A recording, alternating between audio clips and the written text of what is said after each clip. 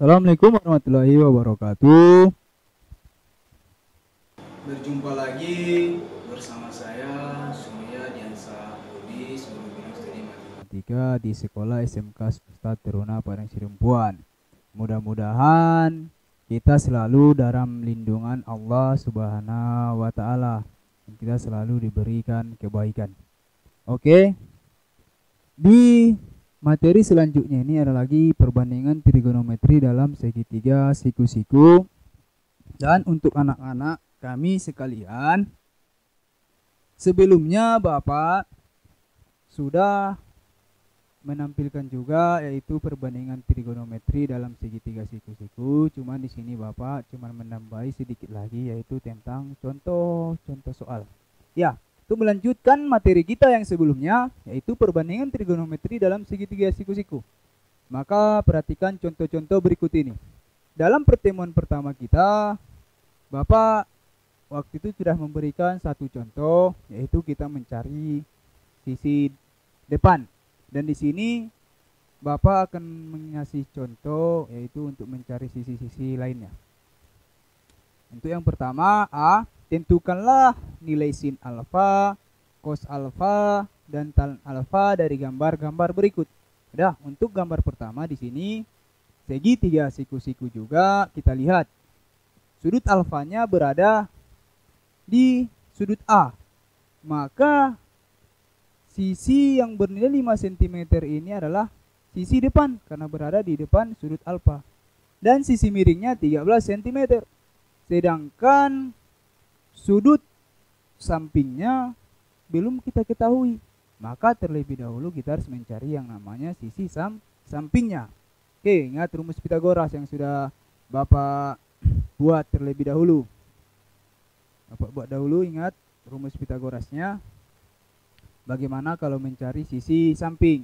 Oke, kita langsung ke penyelesaian. Diketahui AB. AB itu sisi miring. Sisi miring 13 cm. BC 5 cm. Apa BC? Sisi depan. Yang ditanya AC yaitu sisi samping. Dan tentukan sin alfa, cos alfa, tan alfa. Jawabannya AC atau sisi samping yang akan kita cari akar AB kuadrat. AB apa? AB itu sisi miring kuadrat dikurang BC kuadrat atau sisi depan kuadrat. AC akar, dan lihat sisi miringnya bernilai 13, berarti 13 kuadrat dikurang, kita lihat sisi depannya. Sisi depan bernilai 5 berarti 5 kuadrat. Oke, AC sama dengan akar. Oke, akar 13 kuadrat berapa? 13 kali 13 sama dengan 169 dikurang 5 kuadrat, berarti 5 dikali 5 25, berarti AC akar 169 dikurang 25. AC berapa? 100 akar 169 dikurang 25 berapa? Berarti akar 144. AC sama dengan 12. Kenapa 12? Akar 144 adalah nilainya 12 kali 12 sama dengan 144. Oke, jadi kita sudah dapat AC atau sisi sampingnya bernilai 12 cm. Maka kita peroleh hasil sin alfa, cos alfa, dan tan alfa. Ingat, jika kita tahu di sini bernilai semua sisinya, sisi samping tadi yang kita cari bernilai 12 cm, maka kita cari sin alfa. Ingat, untuk materi sebelumnya, sin itu adalah sisi depan bersisi miring. Lihat, sisi depannya bernilai 5 cm dan sisi miringnya 13 cm. Jadi diperoleh sin alfa sama dengan 5 per 3, 13. Kemudian cos alfa. Lihat, cos alfa itu apa? Cos itu apa? Itu sisi samping per sisi miring. Ya, sisi sampingnya yang baru kita cari tadi bernilai 12 cm. Dan sisi miringnya 13 cm. Jadi kita peroleh hasil 12 per 13. Kemudian tan alfa. Tangen itu apa? Iya, sisi depan per sisi samping. Jadi kita peroleh hasil sisi depannya 5 cm, sisi sampingnya 12 cm. Jadi tan alfa sama dengan 5 per 12. Oke, untuk contoh soal yang kedua ini masih sama segitiga siku-siku. Sudut alfanya berada di sudut A juga. Kita lihat yang berada sisi depannya 40 cm dan sisi sampingnya 30 cm. Iya. Yang di sini yang tidak mempunyai nilai sisinya yaitu sisi miring. maka sisi miringnya yang akan kita cari terlebih dahulu. Ya, rumus Pitagoras mencari sisi miring apa? Yaitu sisi depan kuadrat ditambah sisi samping kuadrat. Oke. AB diketahui, kita masuk ke penyelesaian saja. Diketahui AC sama dengan 30 cm atau sisi samping 30 cm, BC sama dengan 40 cm atau sisi depan 40 cm. Yang ditanya AB, sisi miring. Dan tentukanlah sin A, cos alfa, dan tan alfa. Penyelesaian ya, rumus Pitagoras. AB, sisi miring, yaitu akar AC kuadrat ditambah BC kuadrat atau AC sisi samping kuadrat ditambah sisi depan kuadrat. AB akar, kita lihat sisi AC-nya. AC atau sisi sampingnya 30 cm, yaitu 30 kuadrat. Ditambah BC, lihat BC-nya atau sisi depannya 40 kuadrat. Jadi akar 30 kuadrat ditambah 40 kuadrat. Dan selanjutnya AB akar 30 kuadrat itu berarti 30 kali 30 900. Ya, ditambah 40 kuadrat, 40 kali 40 berarti 1600. AB akar 900 tambah 1600 sama dengan 2500. Jadi AB-nya akar 2500. Akar 2500 berapa? Yaitu 50. 50 kali 50 2500. Jadi kita diperoleh di sini sisi miringnya 50 cm.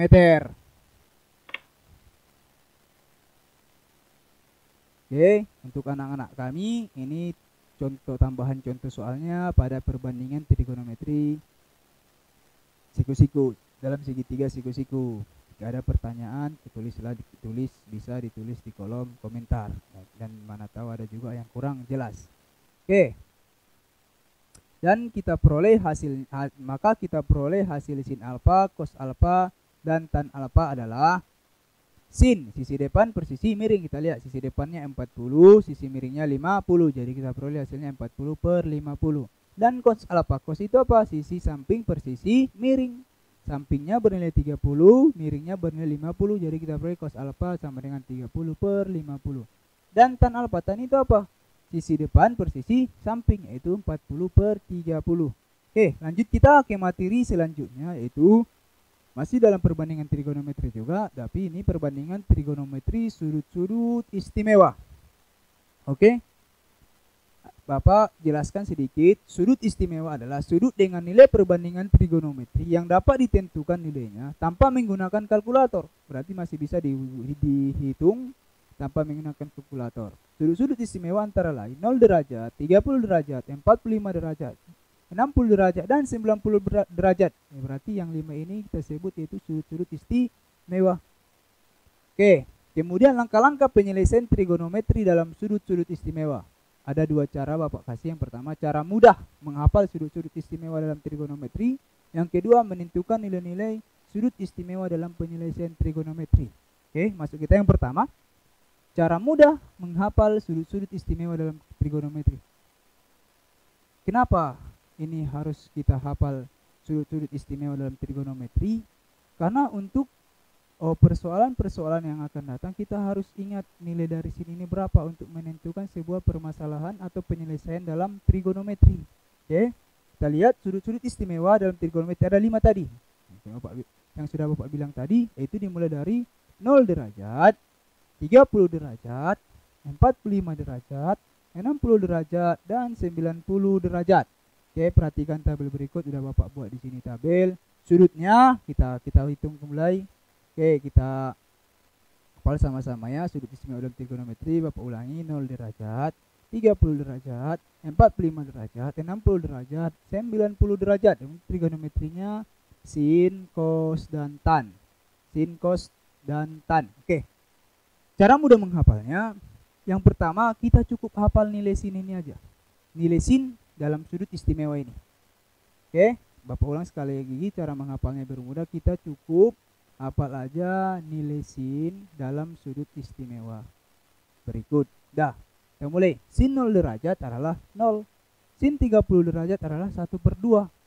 sin 45 derajat 1 per 2 akar 2, sin 60 derajat 1 per 2 akar 3, sin 90 derajat 1. Atau Bapak ulang kembali lagi, Bapak ulangi, sin 0 derajat 0, sin 30 derajat setengah, sin 40 derajat setengah akar 2, sin 60 derajat setengah akar 3, dan sin 90 derajat 1. Oke, masuk kita ke cos. Kenapa Bapak bilang tadi kita harus cukup kita hafal aja nilai sin ini? Nilai dari cos ini dalam sudut istimewa kebalikan dari nilai sin tersebut. Nilai cos ini kebalikan dari nilai sin. Kita lihat baik-baik. Cos 0 derajat 1, cos 30 derajat setengah akar 3, cos 45 derajat setengah akar 2, dan cos 60 derajat setengah, dan cos 90 0. Kan lihat baik-baik tabelnya kan kebalikan dari nilai sin. Nilai cos itu kebalikan dari nilai sin. Oke, untuk anak-anak kami tolong pahami. Kemudian tan. Sini udah Bapak kasih penjelasan sedikit. Tan itu atau tangin itu sama dengan sin per cos, yaitu nilai sin dalam sudut dibagi nilai cos juga. Oke. Kalau anak kami tan itu sama dengan sin per cos atau nilai sinus dibagi nilai cos. Oke, dia lihat tan. Tan 0 derajat berarti nilai 0 derajat ini kita bagikan nilai sin dibagi nilai cos, yaitu 0 dibagi 1. Maka dapat hasilnya berapa? 0 dibagi 1 itu hasilnya 0. Maka tan 0 derajat itu adalah 0. Dan kemudian tan 30 derajat. Kita lihat sini, tan 30 derajat berarti 1 per 2 yaitu nilai sinnya dibagi nilai cosnya 1 per 2 akar 3 di sini ya. 1 per 2 setengah dibagi setengah akar 3. Sama dengan setengahnya kita matikan aja. 1 per 2 dibagi setengah sama dengan 1, yaitu tinggal 1 akar 3. 1 akar 3 karena akarnya di bawah berarti bisa kita irasionalkan. Berarti 1 akar 3 kita irasionalkan. Masih ingat cara mengirasionalkan waktu pelajaran kita kelas 1? Atau anak-anak kami yang kurang paham bisa juga ditonton di YouTube-nya, di YouTube kita, yaitu untuk materi kelas 1 ada di situ cara mengirasionalkan akar yang dibawakan oleh Pak Henry. Oke. Ini Bapak apa sedikit 1 per akar 3. Kita irasionalkan berarti 1 per akar 3 dikali akar 3 per akar 3. Dari mana akar 3 ini? Yaitu dari penyebut yang akan kita irasionalkan, itu penyebutnya akar 3. Makanya kita kalikan dengan akar 3 per akar 3. Oke. Sama dengan 1 dikali akar 3 sama dengan berapa? 1 akar 3. Akar 3 dikali akar 3 berapa? Yaitu akar 9. Akar 9 dioperasikan sama dengan 3. Berarti dapat hasilnya 1 per 3 akar 3. Maka tan 30 derajat itu 1 per 3 akar 3. Dan kemudian tan 45 derajat di sini. 1 per setengah akar 2 dibagi setengah akar 2. Makanya dapatnya H1 karena setengah akar 2 dibagi setengah akar 2 kan nilainya tetap 1. Jadi tan 45 derajat itu adalah bernilai 1. Kemudian tan 60 derajat. Nah, di sini. Berarti nilai sin yang 60 derajat 1 per 2 akar 3 kita bagi nilai cos yang 60 derajat 1 per 2.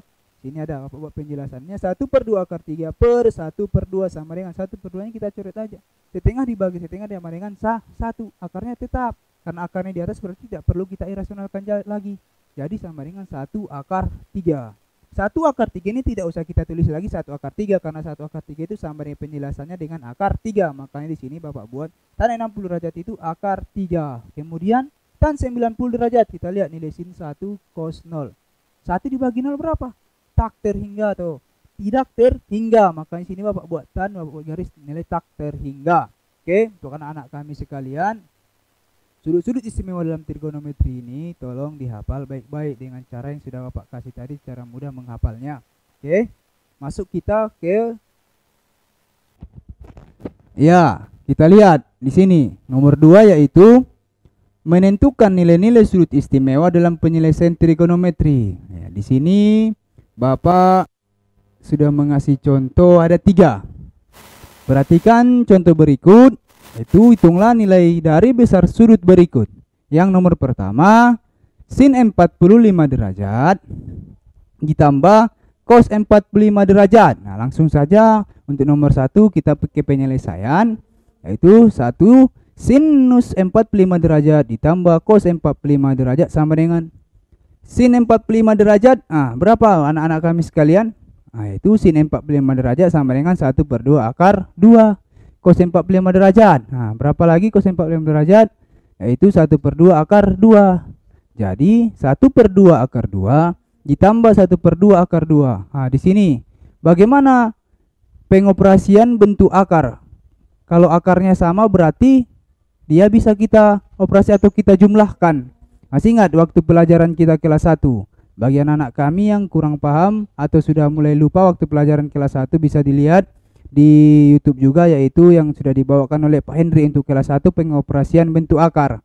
Oke, 1/2 akar 2 ditambah 1/2 akar 2. Kalau akarnya sama berarti bisa kita operasikan dalam penjumlahan bentuk akar.